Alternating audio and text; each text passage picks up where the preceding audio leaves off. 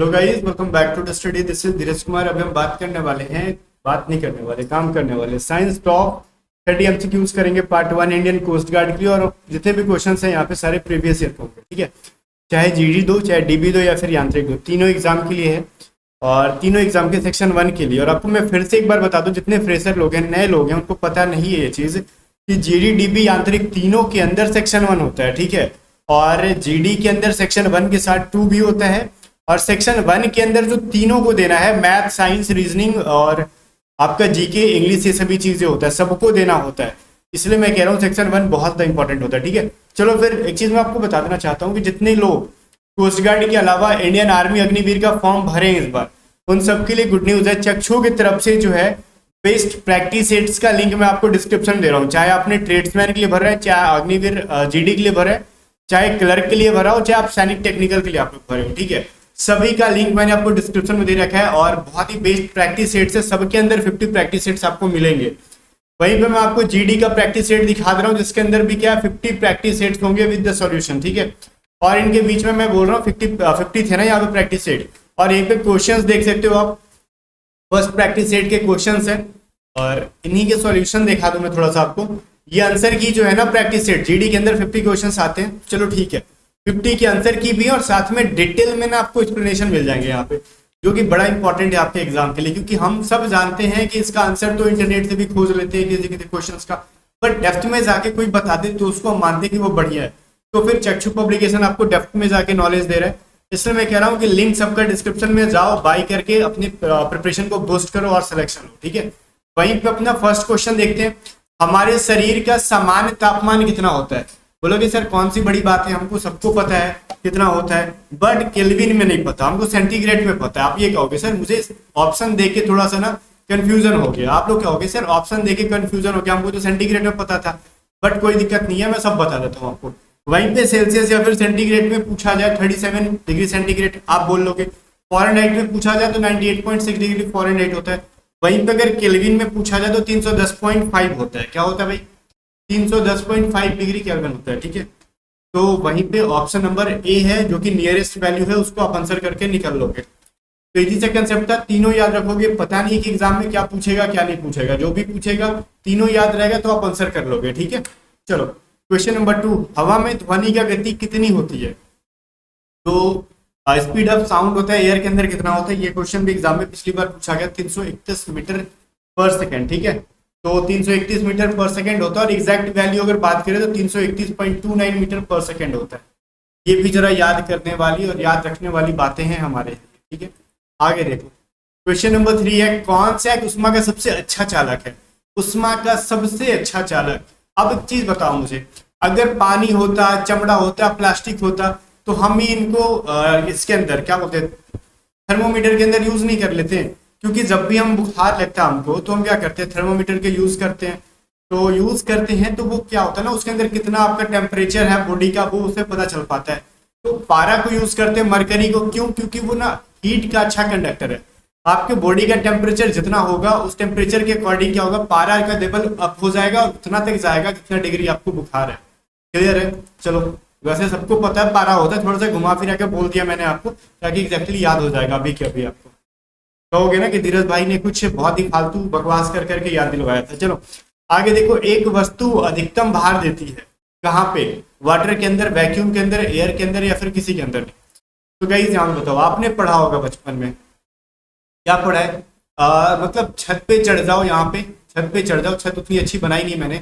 यहाँ पे 2 बॉल ले लो, एक बॉल को ना एक खुले हवा में गिरा दो और एक बॉल को मतलब वैक्यूम में गिराओ। सबसे पहले कौन गिरेगा? तो ऑब्वियसली ये जो वैक्यूम वाला है वो पहले गिरेगा, ठीक है। ऐसा क्यों? वैक्यूम वाला पहले क्यों गिरेगा सर? रीजन, क्योंकि वैक्यूम जो है जब वहां पे गिर रहा होगा तो उस टाइम उसका मतलब सेम वेट भी रहेगा ना, तो वहां पे वो वेट ज्यादा देने लगेगा वैक्यूम में। और एयर में उसका जो मतलब आपने मान लो नॉर्मली आपने वेट किया 1 केजी का, कि 2 बॉल ले लिया 1 केजी का, एक वैक्यूम में जाके गिराओगे तो वैक्यूम वाला जल्दी गिरेगा, और जो एयर में अपनी एनवायरमेंट में गिराओगे वो देरी से गिरेगा। तो वही बात है कि वैक्यूम के अंदर वेट ज्यादा देता है, और वेट ज्यादा रहेगा तो फिर जल्दी गिरेगा।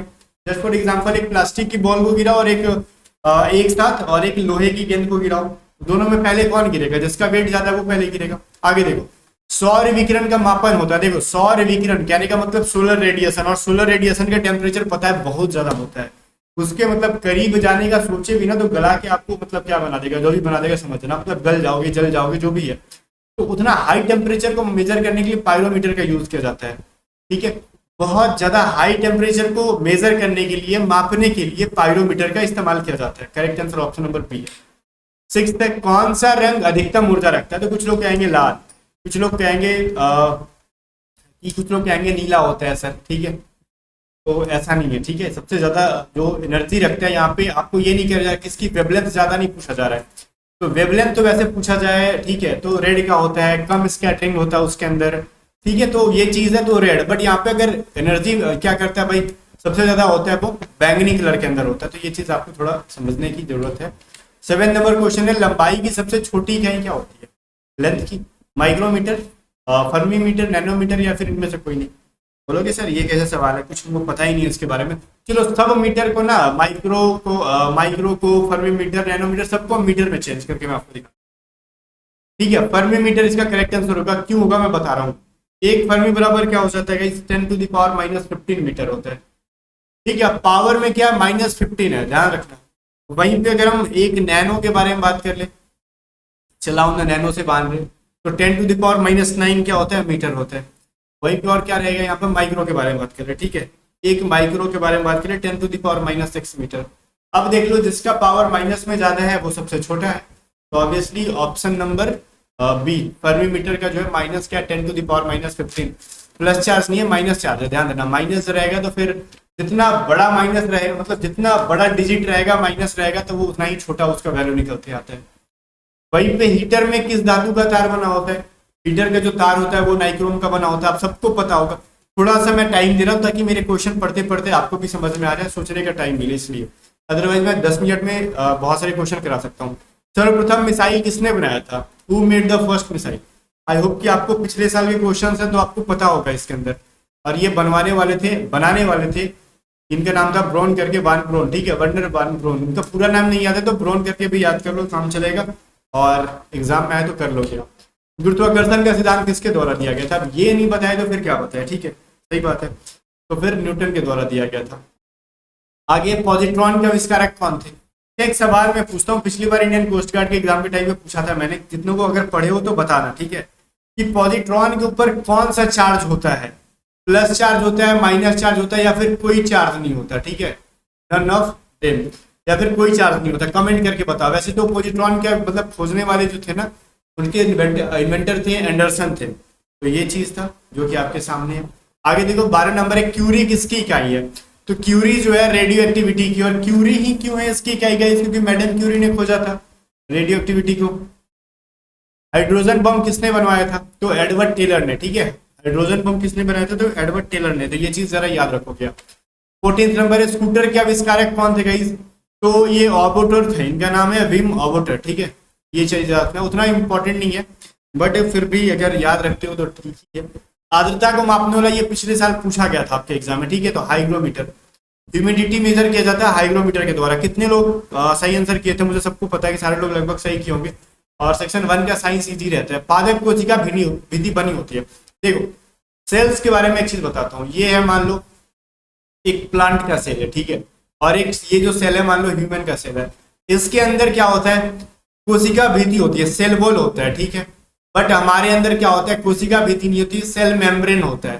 तो ये चीज कभी कभार एग्जाम में पूछता है कि ह्यूमन के अंदर होता है, ह्यूमन के अंदर क्या होता है? कोशिका भित्ति होती है, या फिर कोशिका मेम्ब्रेन, या फिर क्या बोलते हैं इसको, कोशिका झिल्ली होती है, या फिर दोनों होती है, या फिर इनमें से कोई नहीं होती है। तो ह्यूमन के अंदर क्या होता है? सेल मेम्ब्रेन होता है, और सेल वॉल कहाँ पे होता है? प्लांट के अंदर होता है। या फिर पूछ लेगा प्लांट के अंदर क्या होता है? सेल वॉल होता है, तो याद रखना, ठीक है, जो कि सेल्यूलोज का बना होता है। जो कोशिका भित्ति होती है वो सेल्यूलोज की बनी होती है।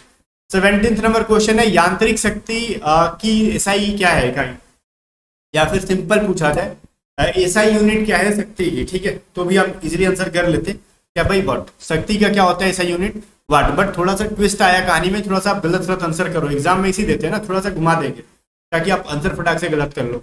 18th, अफीम के कौन से हिस्से को मॉर्फिन प्राप्त किया जाता है? मॉर्फिन के बारे में सुना होगा, वो किससे प्राप्त किया जाता है? अफीम, ठीक है, तो वो अफीम से ही मिलता है, जो कि उसके फ्रूट का जो कवर होता है ना अफीम का, उससे मॉर्फिन मिलता है। 19th है कार्य की इकाई क्या होती है, तो कार्य की इकाई क्या होती है, जूल होती है, यूनिट ऑफ वर्क, ये चीज तो पता ही होगा आपको।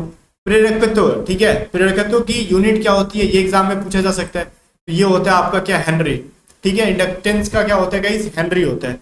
वहीं पे 21 है, न्यूट्रॉन की खोज किसने की थी, बड़ा ही मतलब ये दुर्लभ सा सवाल है, ऐसा मैं क्यों कह रहा हूँ, देखो कहीं कहीं आपको मिल जाएगा रदरफोर्ड, और ऑप्शन में भी रदरफोर्ड रहता है तो बच्चे आंसर कर देते हैं रदरफोर्ड, ठीक है। चलो ठीक है, रदरफोर्ड भाई ने क्या कहता है, न्यूट्रॉन के बारे में पहले बात की थी, इन्होंने कहा था ना परमाणु के अंदर एक न्यूक्लियस होता है, ठीक है, और न्यूक्लियस में होता है क्या, प्रोटॉन और न्यूट्रॉन होता है, बस इन्होंने ऐसा बताया न्यूक्लियस होता है, इसके अंदर न्यूट्रॉन होता है, ऐसा से इन्होंने कुछ एक थ्योरी देके चले गए थे, बट ना तो इसके नेचर के बारे में बताया, ना ही कुछ डेप्थ में घुसे, ठीक है। न्यूट्रॉन के बारे में कुछ नहीं बताया, बस ऐसे ही बोल दिया, हाँ एक न्यूक्लियस होता है, उसके अंदर एक मतलब कुछ होता है, न्यूट्रॉन टाइप का कोई चीज होता है, बस ऐसे ही हल्के में लेके चले गए। उसके बाद चैडविक भाई साहब है, इन्होंने कहा अच्छा रुको, हल्का सा तो इनको हिंट मिल गया था रदरफोर्ड की तरफ से, ये बैठ के क्या करे, छिलने लगे बैठ के, बढ़िया से दम पढ़ाई किया उसके ऊपर, रिसर्च किया, तब बताया न्यूट्रॉन के बारे में बताया था कि एक्चुअली न्यूट्रॉन के क्या होता है ना, बस ये न्यूक्लियस के अंदर होता है, बट इसके ऊपर कोई चार्ज ही नहीं होता है, ये न्यूट्रल होता है,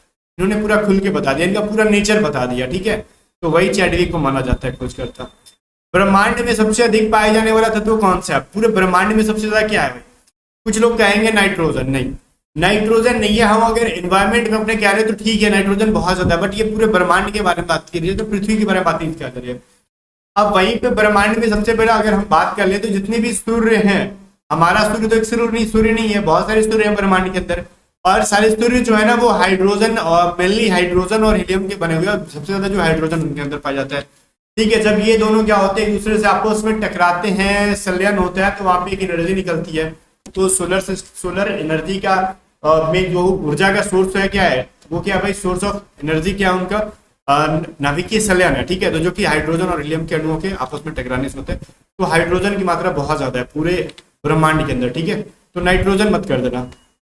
पृथ्वी पे पूछे तो आप नाइट्रोजन कर सकते हो, कोई दिक्कत नहीं है, सबसे ज्यादा गैस नाइट्रोजन है पृथ्वी पे। सूर्य पर सर्वाधिक मात्रा में पाई जाने वाली गैस कौन सी है, अभी तो इतना रगड़ रगड़ के मैंने बोला ना हाइड्रोजन, वही चीज थी। चलो फिर आगे देखते हैं। 24 में सापेक्षता का सिद्धांत किसके द्वारा दिया गया था, तो ये थ्योरी ऑफ रिलेटिविटी किसने दी थी, आइंस्टीन ने दी थी, ठीक है। 25 है, किसकी कमी के कारण थायराइड ग्रंथि अत्यधिक वृद्धि हो जाता है, आयोडीन की कमी के कारण जो होता है ना, थायराइड ग्रंथि के ग्लैंड के अंदर जो होता है बहुत ज्यादा इनलार्जमेंट हो जाता है, यही चीज है। अब देखो साइटोलॉजी क्या है, साइटोलॉजी है ना स्टडी ऑफ सेल्स, कभी कभार ऐसे पूछता है स्टडी ऑफ सेल्स, ये इंग्लिश में पूछता है, वन वर्ड सब्स्टिट्यूशन, ठीक है, वन वर्ड सब्स्टिट्यूशन के अंदर OWS के अंदर पूछ लेता है आपसे स्टडी ऑफ सेल्स क्या कहा जाता है, तो साइटोलॉजी कहा जाता है, ठीक है, तो इसको याद रखना, कभी कभार पूछता है जनाब। आगे एथलीट फूड जो कि जानवरों में होती है, एथलीट फूड वो होती है फंजाई की वजह से, कवक की वजह से होती है। 28 है, विटामिन ए मानव शरीर के किस अंग में संग्रहित होता है, विटामिन ए जो हमारे पूरे बॉडी के अंदर बनता है ना, हमारे लीवर के अंदर क्या होता है, यकृत के अंदर क्या होता है, वो जाके स्टोर होते रहता है, तो ये चीज याद रखिएगा। 29 विकास के सिद्धांत को, ये विकास किसी नाम के बारे में नहीं कह रहा है, थ्योरी ऑफ इवोल्यूशन के बारे में बात की जा रही है, अब कोई पार्टिकुलर इंसान नहीं, ये विकास इसके बारे में बात नहीं कर रहे। थ्योरी ऑफ इवोल्यूशन किसने दिया था, तो डार्विन ने दिया था, ठीक है। चलो 30, दुनिया का सबसे लंबा पौधा कौन सा माना जाता है, एग्जाम में पूछता है, दुनिया का सबसे लंबा पौधा यूकेलिप्टस, ये आपको साइंस में ना पूछे बट जीके के अंदर डाल देगा, जो कि एक पार्ट है साइंस का अंदर है, ठीक है, जीके मतलब जनरल नॉलेज, और जनरल नॉलेज में भी साइंस आता है, ठीक है। तो चलो यूकेलिप्टस है, तो करेक्ट आंसर यही हो जाएगा।